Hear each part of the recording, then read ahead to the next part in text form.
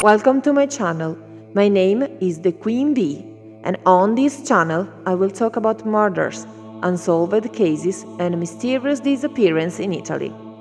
I am an Italian girl who wants to make you participate in the crimes of Italian history. I realized during my travels around the world that Italy is very underestimated, and I decided to make a change, telling you about our multiple crimes.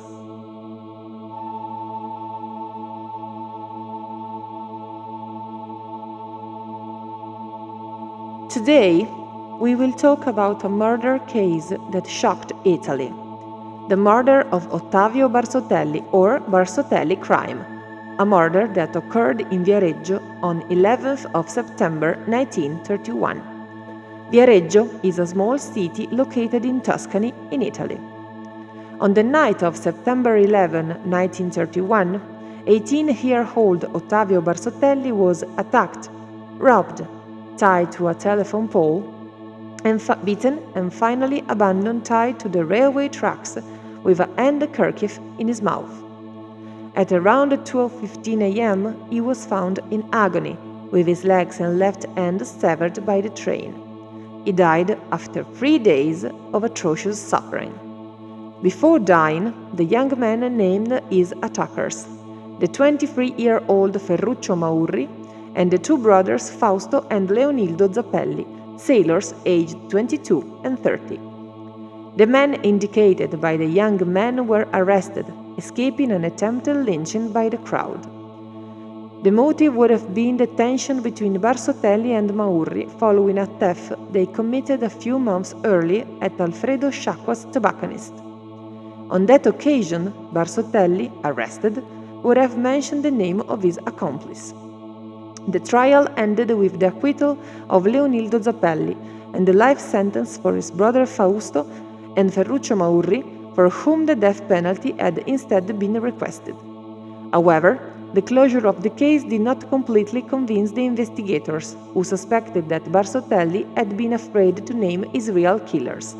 In fact, 7 years after the convictions, the investigators handed over a confidential file to the judiciary which indicated the responsibility of other people.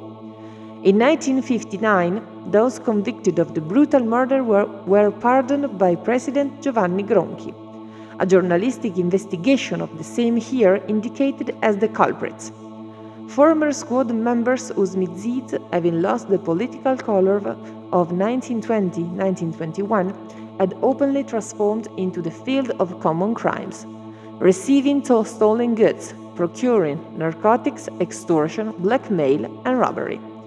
A gang of sordid figures, whose main activity consisted in directly satisfying or favoring for a fee the unspeakable vices of certain illustrious people who frequented Viareggio and Versilia in those years, attracted much more by the tanned muscle of the lifeguards and sailors than by the pine forests and the Apuan Alps.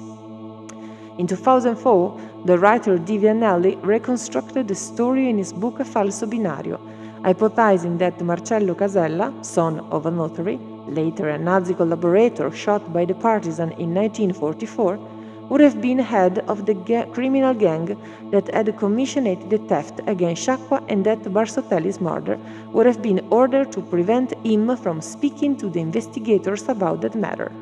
The publication of the book brought the author a trial for defamation, which ended in 2016 with his acquittal. Now, we will talk about a series of 5 murders happened between 1933 and 1946 in Alleghe, a little village near Belluno in Veneto, the Alleghe's Mysteries. It all began on the evening of May 9, 1933, when Emma de Ventura, a waitress at the Central Hotel in Alleghe, was found dead. It was Adelina, the daughter of the hotel owners, who found her and raised the alarm, running out into the street asking for help. The owners of the hotel claimed that she had committed suicide, a version also supported by the parish priest and the doctor who first carried out the test. From her reconstruction, it emerged that the girl had killed herself by ingesting iodine tincture. As this had caused her severe pain, the young girl has hastened her death by cutting her throat with a razor. However, the poison bottle was found closed and placed on top of a piece of furniture while the razor was found on the bedside table a few meters from their body. Following the autopsy, the presence of urine tincture was found in the stomach and the theory of suicide was therefore confirmed, so the case was closed. On December 4, 1933, Carolina Finazzer, the wife of the butcher Aldo da Tos, was found dead in the waters of the landing stage. The two had recently married, and perhaps due to a mix-up that occurred during their honeymoon, they had returned before the end of it. In fact, it was said that theirs was a marriage arranged by the two rich families, therefore not dictated by mutual affection. It was initially assumed that she was depressed and suffered from sleepwalking and that had therefore accidentally fallen into the lake. Bruises were later found on her body, which, according to the medical examiner, were the first signs of incipient putrefaction despite the fact that a few hours had passed since her death and the waters in which the body was found were very cold. The doctor's reports and the subsequent autopsy confirmed the death by drowning, and it was therefore declared that it was suicide, so the case was closed.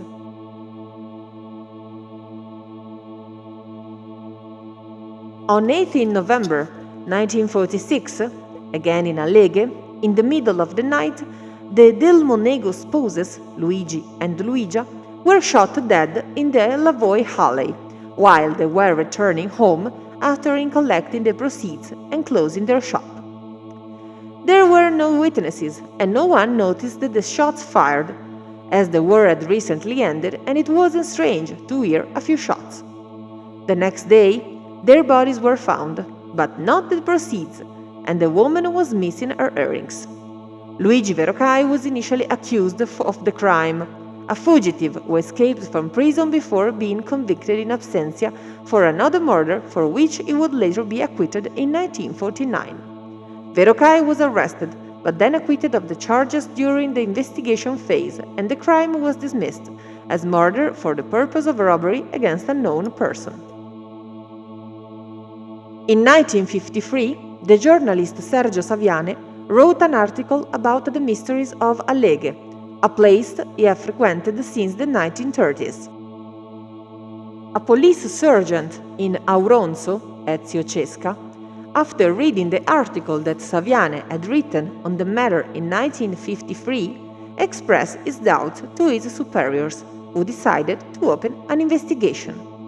The brigadier then went incognito to Alleghe, finding work as a worker, and, frequenting the taverns, he gathered what was being said around, discovering that the Del Monego spouses would have been killed because of something they had seen. The name of Giuseppe Gasperin was mentioned. Cesca managed to meet him and became his friend, so much so that Gasperin confided to him that a lady, Corona Walt, lived in the Lavoie Alley who might know something about the couple's murder. To get to Walt, Cesca even went so far as to get engaged to her niece, and after some time, the elderly woman confided to him that on the night of the crime she had seen 3 people in the alley, one of whom was Giuseppe Gasperin. To make Gasperin confess, Cesca proposed that he participate in a deal in which men capable of shooting would be needed. Gasperin accepted, confiding that he had already killed. Following this, Gasperin was summoned to the barracks where he was arrested. Here, when interrogated, he revealed the name of those responsible for the crimes, leading in 1958 to the arrest of Pietro De Biasio, Adelina's husband, and of Aldo da Tos, and, a few months later, also of Adelina da Tos, accused of having killed Emma de Ventura.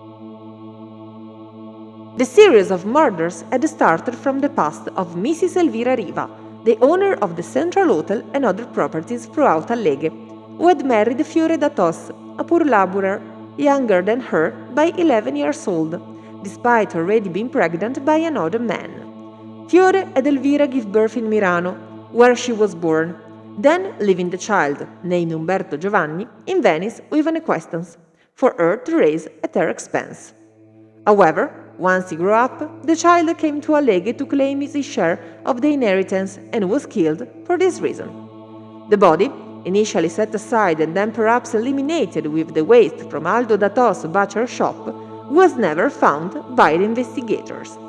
From the marriage of Elvira and Fiore, 2 children were born. First Adelina, who would work in the family business and later marry Pietro da Biasi, and Aldo, who would later be the owner of the butcher shop on the corner of the square. Coincidentally, the waitress Emma de Ventura later discovered the body of her spurious son in the hotel cellars and was then killed so that she would not talk about it. Subsequently, Carolina Finazzer, Aldo's wife, was instead strangled by her brother-in-law, Pietro de Biasio, with the help of the Datos brothers, because during their honeymoon, her husband had spoken to her about the murder of the waitress, and she did not react as he expected, but instead showed signs of fear, so that Datos decided to eliminate her. The Del Monego couple were then killed because, as young people, on the night of 4 December 1933, they had seen Aldo carrying the body of his dead wife on his shoulders towards the lake, and after 13 years, they had decided to report them, thus being killed in the alley by Aldo Datos, Pietro de Biasio, and Giuseppe Gasperin. After the trial, which lasted 6 months with 33 hearings, on 8 June 1960, the Assize Court of Belluno found Aldo and Adelina Datos and Pietro de Biasio guilty, sentencing them to life imprisonment. Aldo and Pietro were found guilty of the death of Carolina Finazzer and the Del Monego spouses, Adelina only of the death of Finazzer.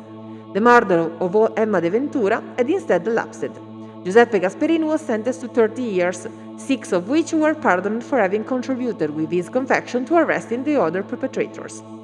During the appeal process in 1964, Datos and De Biasio also confessed to having participated in the murders, but the first-degree sentence was confirmed, and subsequently the Court of Cassation also confirmed the previous sentence on 4 February 1964.